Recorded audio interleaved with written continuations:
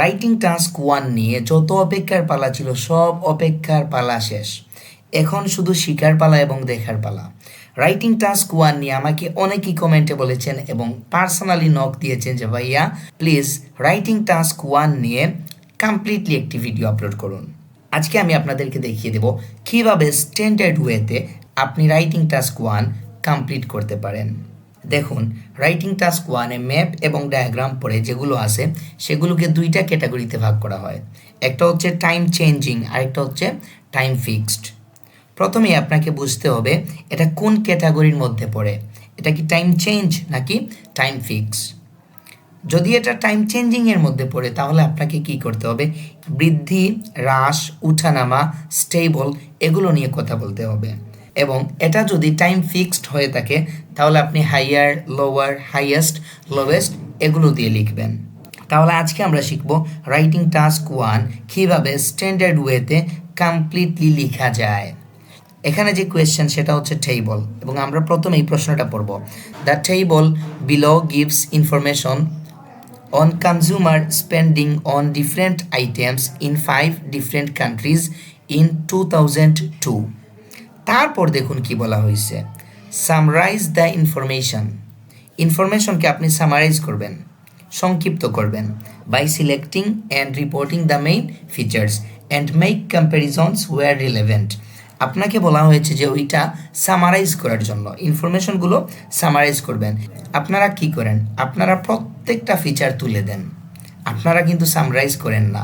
আপনারা সামারাইজ না করে ভাব সম্প্রসারণ লিখে দেন, আপনারা চলে যান এক্সপ্লেইন করতে, কিন্তু এখানে বলা হয় সামারাইজ করার জন্য। তাহলে আজকে শিখবেন কিভাবে কমপ্লিটলি রাইটিং টাস্ক 1 লেখা যায়। এবং আপনাকে অবশ্যই জানতে হবে এখানে 4টা প্যারাগ্রাফ লিখতে হয়। প্রথমেই হচ্ছে ইন্ট্রোডাকশন। ইন্ট্রোডাকশন জিনিসটা কি? ইন্ট্রোডাকশন জিনিসটা হচ্ছে introduce the question, paraphrase the question. Question যেটা দেয়া আছে সেটাকে পরিচয় করিয়ে দেয়া, সেটার নাম হচ্ছে ইন্ট্রোডাকশন। সেটা আপনি একটি সেন্টেন্সে লিখবেন। তারপর হচ্ছে ওভারভিউ বা ওভারঅল, সেটা আপনি 2টা সেন্টেন্সে লিখবেন। ওভারঅল জিনিসটা কি? ওভারঅল হচ্ছে সিগনিফিক্যান্ট, উল্লেখযোগ্য 2টা ফিচার আপনি ওইখানে বর্ণনা করবেন। এবং মনে রাখবেন ওইখানে আপনি কোনো সংখ্যা, স্পেসিফিক সংখ্যা উল্লেখ করতে পারবেন না, এটা টোটালি রং। কি বলছি, 2টা ফিচার আপনি বর্ণনা করবেন, কিন্তু এই ফিচারের যে সংখ্যা রয়েছে সেটা আপনি বর্ণনা করতে পারবেন না। উল্লেখযোগ্য 2টা ফিচার লিখবেন। ওকে, তারপর হচ্ছে body paragraph 1 and body paragraph 2। Body paragraph 1 and body paragraph 2-তে এই তথ্যগুলো বর্ণনা করবেন, ঠিক আছে? তাহলে আমরা প্রথমেই দেখব কিভাবে ইন্ট্রোডাকশন লিখতে হয়। ইন্ট্রোডাকশন লিখবেন, এই যে প্রশ্ন ওইটাকে আপনি প্যারাফ্রেজ করবেন। প্যারাফ্রেজ কিভাবে করতে হয় দেখুন, এখানে দেয়া আছে দ্য টেবল। টেবলের সাথে আপনারা অনেকে দেখা গেছে যে টেবল চার্ট লিখেন, টেবলের সাথে চার্ট হবে না, ডিরেক্টলি দ্য টেবল। তাহলে দ্য গিভেন টেবল যেটা দেয়া আছে সেক্ষেত্রে আমরা দিব একটা গিভেন, আপনি একটা গিভেন লাগাবেন, দ্য গিভেন টেবল। টেবল জায়গায় থাকবে, ওইগুলা চেঞ্জ হবে না। এখানে দেয়া আছে গিভস ইনফরমেশন, আপনি গিভসের পরিবর্তে লিখবেন ইলাস্ট্রেটস। কি লিখবেন? ইলাস্ট্রেটস। এবং মনে রাখবেন ওইখানে যদি গিভের সাথে অথবা শোয়ের সাথে এস থাকে তাহলে আপনিও ইলাস্ট্রেটের সাথে এস ব্যবহার করতে হবে, কারণ এই টেবলটা হচ্ছে 3rd পারসন সিঙ্গুলার। তারপর হচ্ছে ওইখানে কনজিউমার স্পেন্ডিং। আপনি যদি প্রশ্নের মধ্যে স্পেন্ডিং অথবা এক্সপেন্ডিচার পান তাহলে আপনি ধরে নিতে পারেন সাবজেক্টটা হচ্ছে মানি, টাকা খরচ করা হয়। তাহলে এখানে দেখুন প্রত্যেকটার সাথে কিন্তু পার্সেন্টেজের চিহ্ন দেয়া আছে। এখানে আপনি লিখতে পারেন the পার্সেন্টেজেস of money, the পার্সেন্টেজেস of money. টাকা কি করা হয়েছে? খরচ করা হয়েছে, রাইট? তাহলে খরচ করা হয়েছে এটা আপনি 3ভাবে বলতে পারেন। Paid for, paid for. এখানে পে ফর না বলে কেন আপনি পেইড বলবেন? কারণ এটা হচ্ছে এই দেখুন 2002 সাল, অতীতের কথাবার্তা বলতেছে, অতীতের কথাবার্তা বলতেছে, এজন্য আপনাকে V2 ইউজ করতে হবে। তাহলে পেইড ফর, মনে রাখবেন আপনি যদি পেইড ইউজ করেন তাহলে এর সাথে ফর ব্যবহার করতে হবে, পেইডের সাথে অন হবে না, এটা হচ্ছে অ্যাপ্রোপ্রিয়েট প্রিপোজিশন। অথবা আপনি ব্যবহার করতে পারেন স্পেন্ট অন অথবা ওয়েন্ট অন। ওয়েন্ট এবং স্পেন্টের সাথে অন বসবে, পেইডের সাথে ফর বসবে। এই তিনটা থেকে আপনি যে কোনো একটা ইউজ করতে পারেন, অথবা বারবার আপনি ওয়ার্ড রেপিটেশন না করে এক একবার এক একটা ইউজ করতে পারেন। তাহলে দেখুন কিসের উপর খরচ করা হয়েছে। এখানে দেয়া আছে যে ডিফারেন্ট আইটেমস, ভিন্ন আইটেমসের উপর। আমরা দেখতে পাচ্ছি food, drinks, tobacco, clothing, footwear, leisure and education, এগুলোর উপর খরচ করা হয়েছে, এগুলোর উপর খরচ করা হয়েছে। তাহলে দেখুন on several types of consumer products, এই যে আইটেমগুলোর কথা দেয়া আছে সেটাকে আমরা লিখলাম সেভারাল, মানে অনেক বোঝায়। Several types of consumer products and services, কেন আমরা সার্ভিসেস লিখলাম?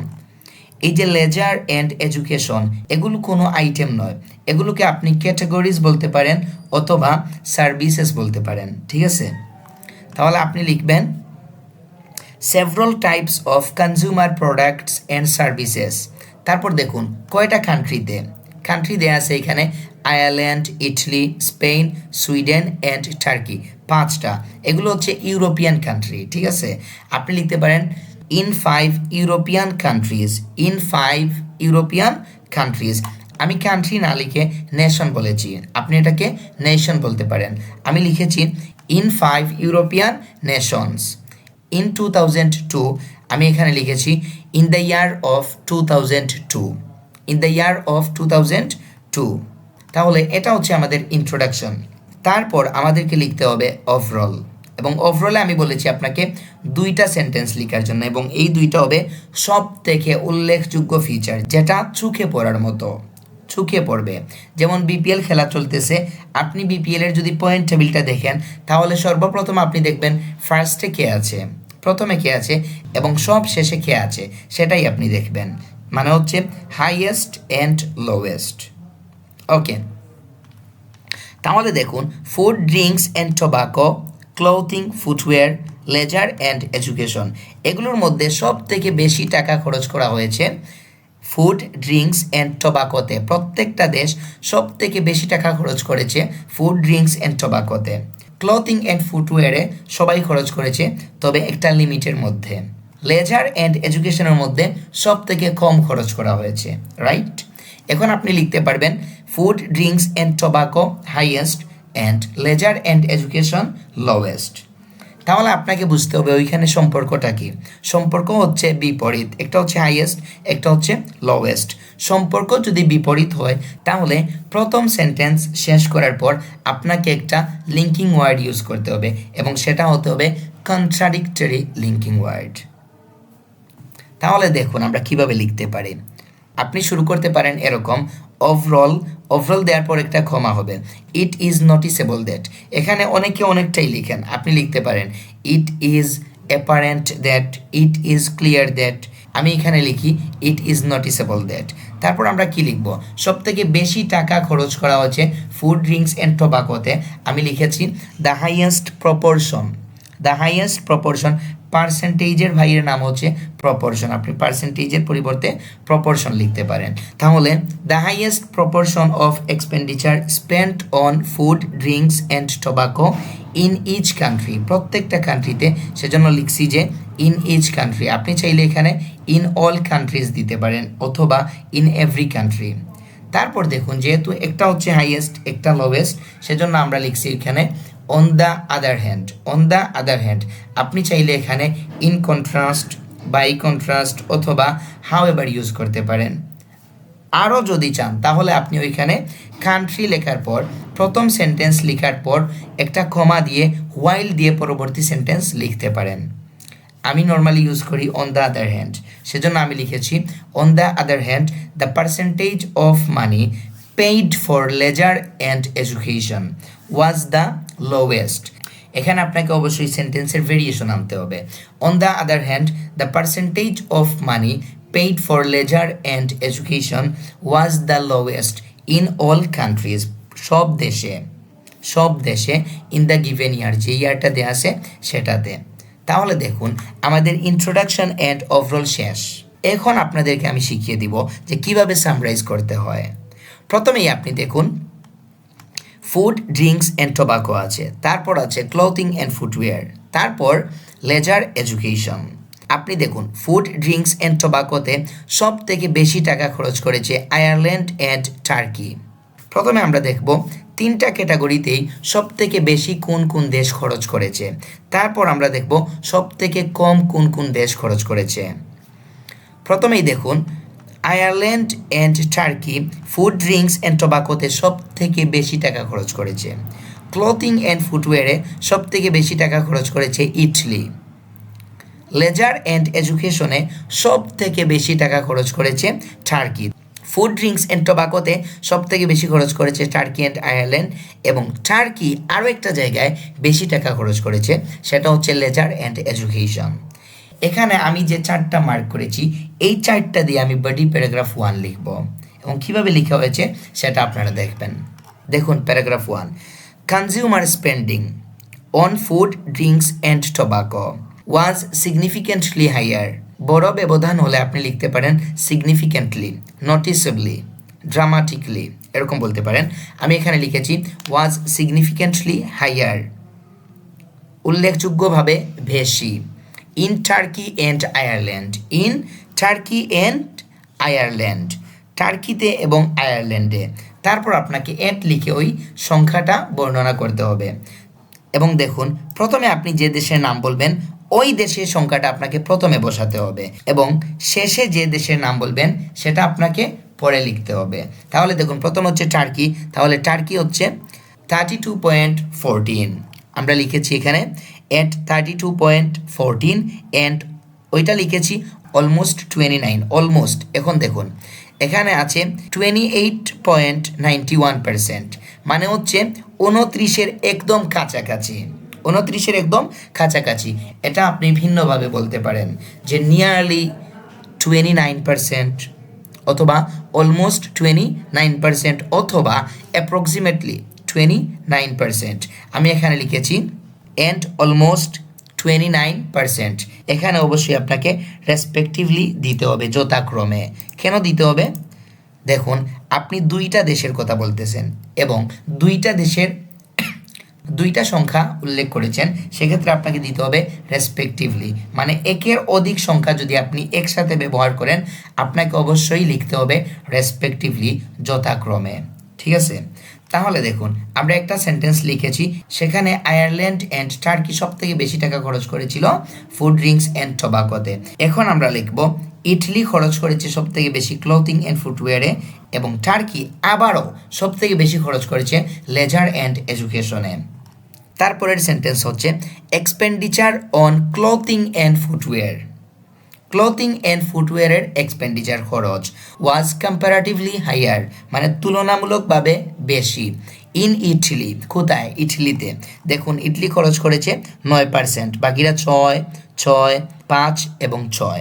তাহলে লিখেছি was comparatively higher in Italy than 4 other countries. অন্য 4টা দেশের থেকে তুলনামূলকভাবে বেশি টাকা খরচ করেছে ক্লথিং অ্যান্ড ফুটওয়্যারে কোন দেশ? ইটালি, সেটা আমরা লিখেছি। এবং কত টাকা খরচ করেছে সেটা হচ্ছে 9%, at 9%। while the proportion of money paid for leisure and education, আপনি বারবার spent on না লিখে একবার লিখতে পারেন paid for, আর একবার লিখতে পারেন went on। paid for leisure and education was highest, বেশি ছিল কোথায়? ইন টার্কি, ইন টার্কি, টার্কিতে at 4.35%। এর মাধ্যমে আমাদের প্যারাগ্রাফ 1 শেষ হয়েছে। এবং দেখুন food drinks, tobacco, clothing, footwear, leisure and education 3টা আইটেমের কথাই আমরা এখানে বর্ণনা করেছি। দেখুন এটা হচ্ছে ফুড ড্রিঙ্কস, টোবাকো, তারপর হচ্ছে ক্লথিং, ফুটওয়্যার, তারপর হচ্ছে লেজার অ্যান্ড এডুকেশন। আপনি 3টা আইটেমের কথাই এখানে বর্ণনা করেছেন। এরকম আপনাকে সামারাইজ করতে হবে, তাহলে আপনি ভালো একটা ব্যান্ড পাবেন। আপনারা কেন 5, 5.5, 6, 6.5-এ আটকে থাকেন? এজন্যই আপনি সামারাইজ করতে পারেন না, আপনি পুরো তথ্য লিখে ফেলেন। আপনাকে সামারাইজ করে লিখতে হবে। এখন আমাদেরকে লিখতে হবে প্যারাগ্রাফ নাম্বার 2। প্যারাগ্রাফ নাম্বার 2 আপনি স্টার্ট করতে পারেন ফর দ্য রিমেইনিং ফিগার্স দিয়ে। এটা আপনি table, line, pie chart and bar গ্রাফে ইউজ করতে পারেন। সেটা হচ্ছে ফর দ্য রিমেইনিং ফিগার্স। দ্বিতীয় প্যারাগ্রাফে লিখতে পারেন ফর দ্য রিমেইনিং ফিগার্স। তাহলে দেখুন আমরা ওইখানে কি লিখব? ওইখানে লিখবো সুইডেন। দেখুন সুইডেন কি করছে, ফুড ড্রিঙ্কস অ্যান্ড টোবাকোতে 15.77% খরচ করেছে এবং ক্লথিং অ্যান্ড ফুটওয়্যারে খরচ করেছে 5.40%। আগে আমরা কথা বলেছি আয়ারল্যান্ড নিয়ে, ইটালি নিয়ে অ্যান্ড টার্কি নিয়ে। এখন আমাদেরকে কথা বলতে হবে স্পেন অ্যান্ড সুইডেনকে নিয়ে। তাহলে দেখুন এখন আমরা কথা বলবো স্পেন অ্যান্ড সুইডেনকে নিয়ে। তাহলে দেখুন কিভাবে লিখেছি, the people of Sweden. Sweden খরচ করেছে, আপনি বারবার বলবেন, সেক্ষেত্রে আপনি এটাকে বলতে পারেন দ্য পিপল অফ সুইডেন, সুইডেনের মানুষ। The people of Sweden spent their least percentage of money. Least মানে কি, লিস্ট মানে হচ্ছে সব থেকে কম, আর এখানে দেখুন ফুড ড্রিঙ্কস অ্যান্ড টোবাকোতে সব থেকে কম হচ্ছে সুইডেন, সেজন্য আমি লিখেছি least percentage of money. Okay, the people of Sweden spent their least percentage of money on food drinks tobacco and clothing and footwear. দেখুন ফুড ড্রিঙ্কস অ্যান্ড টোবাকোতে 15.77, এটা হচ্ছে তাদের সব থেকে কম। ওইখানেও ক্লথিং অ্যান্ড ফুটওয়্যারে সব থেকে কম টাকা খরচ করেছে সুইডেন, সেজন্য আমরা এখানে লিখেছি the people of Sweden spent their least percentage of money on food drinks tobacco and clothing and footwear at 15.77% and 5.40% respectively. যখন একের অধিক বর্ণনা করবেন তখন আপনাকে রেসপেক্টিভলি বলতে হবে। দেখুন স্পেন ফুড ড্রিঙ্কস অ্যান্ড টোবাকোতে মোটামুটি একটা খরচ করেছে 18.80, কিন্তু সব থেকে কম টাকা খরচ করেছে লেজার অ্যান্ড এডুকেশনে। Finally 18.80% was spent. আপনাকে সেন্টেন্সের ভেরিয়েশন নিয়ে আসতে হবে, প্রত্যেকটা সেন্টেন্স একই রকম লিখলে আপনি ভালো একটা ব্যান্ড পাবেন না, সেজন্য finally 18.80% was spent on food drinks and tobacco in Spain which was slightly higher. যেটা slightly, which was slightly higher, একটু বোঝায় slightly, which was slightly higher than Italy and Sweden। এখানে দেখুন ইটালি এবং সুইডেন থেকে একটু বেশি ছিল স্পেন, সেজন্য আমি দিয়েছি slightly higher. which was slightly higher than Italy and Sweden, Sweden এবং ইটালি থেকে হাইয়ার ছিল, বেশি ছিল। তারপর আমরা বলতেছি যে সব থেকে কম খরচ করেছে লেজার অ্যান্ড এডুকেশনে, সেজন্য while the figure for leisure and education, while the figure for leisure and education was the lowest at nearly 2 point। কেন 2 পয়েন্ট লিখেছি, এখানে হচ্ছে 1.98 এবং এরকম যদি থাকে তাহলে আপনি অ্যাপ্রক্সিমেটলি, অ্যারাউন্ড, অলমোস্ট, নিয়ারলি বলে লিখতে পারেন। at nearly 2%। তাহলে আপনারা এখন বলুন আজকের লেসনটি আপনাদের কাছে কেমন লেগেছে। অনলাইনে আমার স্পেশাল ব্যাচ শুরু হতে যাচ্ছে 1 ফেব্রুয়ারি 2025 সাল থেকে। সেখানে আপনারা পাবেন রাইটিং অ্যান্ড স্পিকিংয়ের সেরা টেমপ্লেট, যেগুলো আপনি ইউজ করে 6.5 এর উপরে পাবেন।